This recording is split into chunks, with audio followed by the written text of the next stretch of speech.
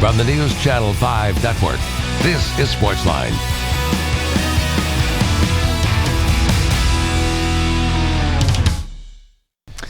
Hey there, SportsLine on your television. Steve Layman here with you. Glad you are here with us on this Monday night on News Channel 5+. Predators starting a massive week. 5 games this week. They're on the road tonight. They currently lead 2-1 after 2 periods in Brooklyn against the Islanders. Just a big stretch for the Preds this week. Tonight at the Islanders. Tomorrow night against the Bruins. Both of those teams are fighting for the final playoff spot in the Eastern Conference, along with the Maple Leafs, who are the Preds' Thursday opponent here in Smashville. Only 2 of those teams are going to make the playoffs, so all 3 of them very desperate trying to get points this week. The Preds, of course, trying to get points in their own right because they're trying to move up the standings. They would love to finish 3rd in the Central and likely have a first-round matchup with Minnesota, who's really faded as of late, as opposed to getting one of the wild card spots and either getting the Blackhawks in round 1 or getting the Pacific Division champion in round 1 and facing a similar situation to last year where they had to fly back and forth to the West Coast through the first 2 rounds. And as we all know, that eventually caught up with them. Game 7, it just looked like they had nothing left going into the Shark Tank against San Jose. So the Preds would love to get to that 3rd spot in the Central Division, but they're going to have to do it against desperate teams this week. Islanders tonight, Bruins tomorrow, then home to the Maple Leafs on Thursday. Then you get the Wild on Saturday in your barn, an afternoon contest that could be a preview of what we will see in round 1 of the playoffs. And then probably the biggest game on the schedule left for the Preds, a game at St. Louis Sunday evening. The Preds and Blues both obviously fighting for that 3rd spot in the Central Division. Preds with a 1-point edge after their big win over the Sharks this past weekend. The Blues, however, with the much more favorable schedule down the stretch, as the Preds are facing all these teams that are either playoff teams or fighting for their lives to get into the playoffs. The Blues have 4 of their final 8 games against the Coyotes and the Avalanche, who are 2 of the 3 worst teams in all of hockey. So you got to figure that the Blues are going to rack up some points here down the stretch, which makes that game in St. Louis one of the quote-unquote 4-point games in the NHL all the more critical for the Preds. So just a huge week here. 5 games in the span of 7 days, and then just 3 games next week as they wrap up the regular season. This is the playoff push for sure. The Preds have all but locked up a spot in the playoffs, but now it's just about seeding. Can you get up there to 3rd, or are you going to be in one of those wild card spots, which makes it all the more difficult to win games and to advance in the Stanley Cup playoffs? Tonight's game got off to a bit of an inauspicious start. Ryan Ellis scored, but it was waved off on replay on a coach's challenge. But no matter, just moments later, young Kevin Fiala with a sweet wrister to put the Preds up 1-0. And then in the second period, Victor Arvidsson redirected in a puck for his 29th goal of the season. Preds led it 2-0. Islanders got a goal before the end of the period, so it is 2-1 in intermission as they get set for the 3rd period in Brooklyn. Can talk more about the Preds tonight if you'd love to get in on the conversation. 737-7767. We can look ahead to the playoffs. This playoff push here for the Preds in the final couple weeks of the regular season. We can talk college basketball, lots to get to there. Dana Ford from Tennessee State in as our guest analyst last night on the Electric Power Company Sunday Sports Central. We'll get to some bracket breakdowns with him coming up on the program tonight. We'll also hear from Kentucky. What a heartbreaking finish to their season in what was just a terrific game. Finally, we got some madness this weekend. Florida, Wisconsin Friday night, just a fantastic game.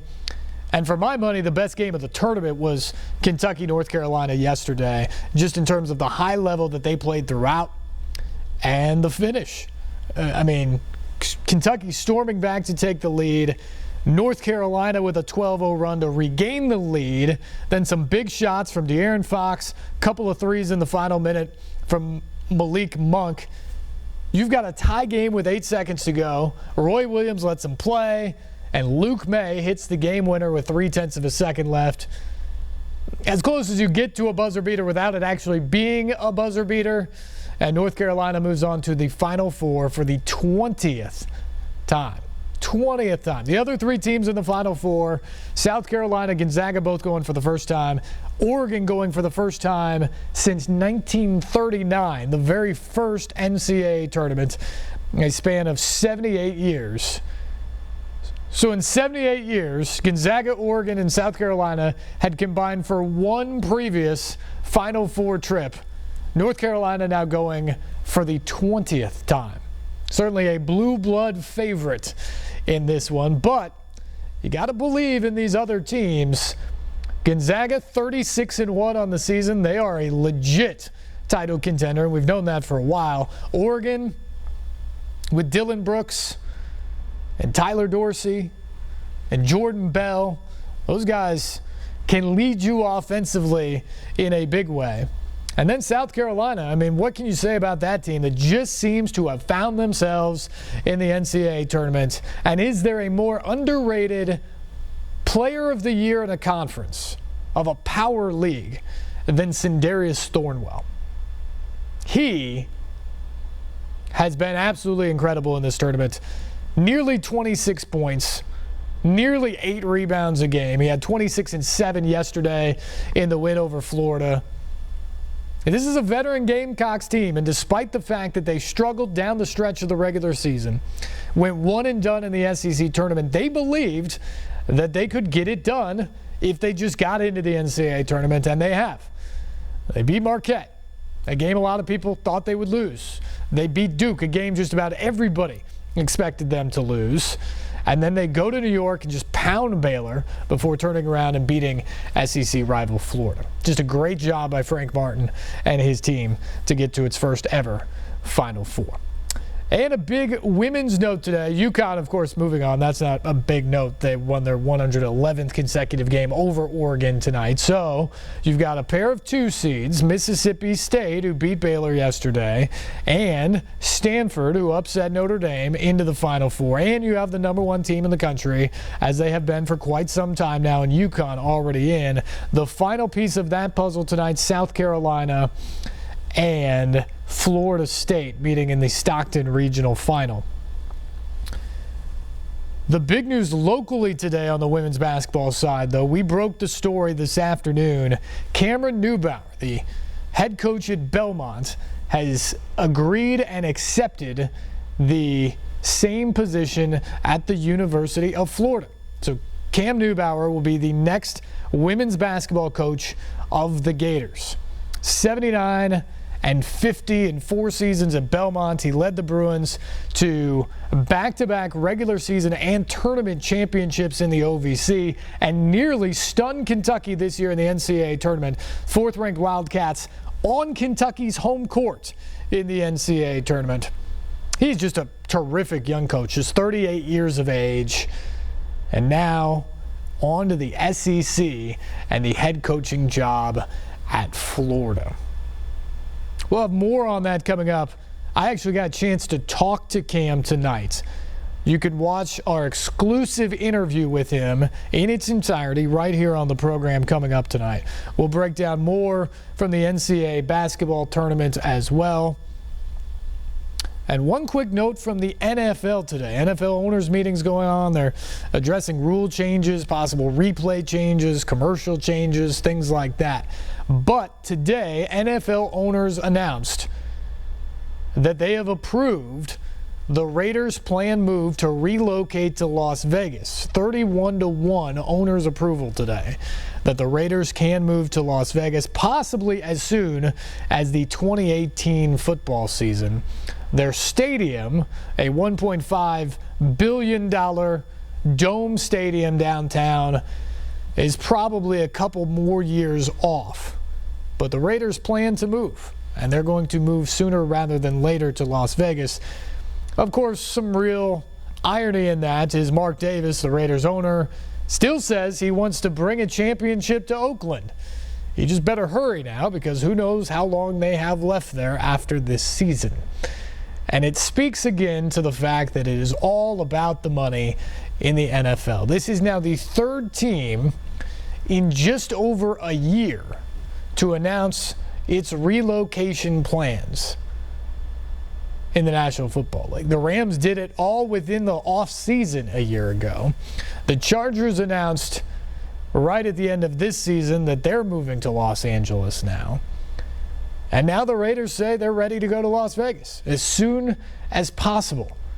3 NFL franchises out of 32 moving cities or announcing their plans to move within a calendar year.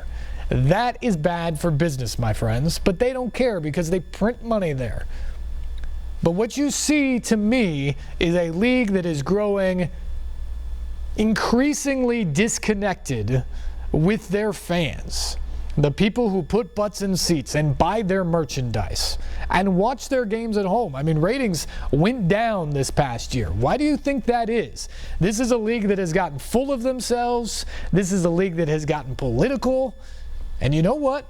Sports fans don't want to hear a whole lot about that.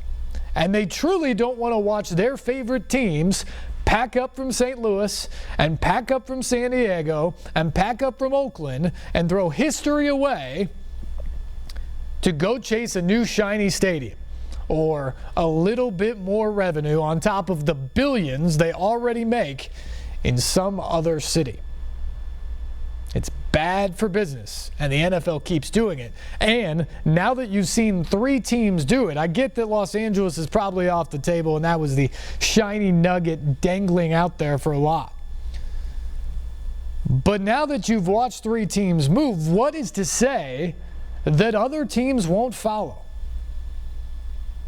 What is to say that other teams won't pack up their bags because they're tired of their stadium situation? Because they're tired that they're not selling out and they want to move to a new place with new energy and a new stadium. Because the city they've been in that previously rolled out the red carpet, well, now it's home. So they don't want to gouge taxpayers any more than they have to for a franchise making billions of dollars in the National Football League. To me, this sets a precedent that that's okay. And the owners voting that 31-1 today, that it's fine for the Raiders to just pack up and move, that tells me they're okay with this happening again in the future. And to me, that is a very scary thing if you are a fan of the National Football League, because they have forgotten about you and me. They have forgotten about their fans, and it's been all about the almighty dollar. How much can we make? How big can our stadium be? How fancy can it be? That's what matters now in the National Football League. Our phone lines are open tonight, 737-7767. Call us up. Let's talk some college hoops. Let's talk the NFL meetings. Let's talk some women's hoops as well as they continue their Elite Eight games. Tonight we'll have our exclusive chat with Belmont coach Cam Newbauer, or I should say New Florida coach Cam Newbauer, leaving Belmont to take over the Gators in the Swamp. Coming up next, you're watching SportsLine here on News Channel 5+.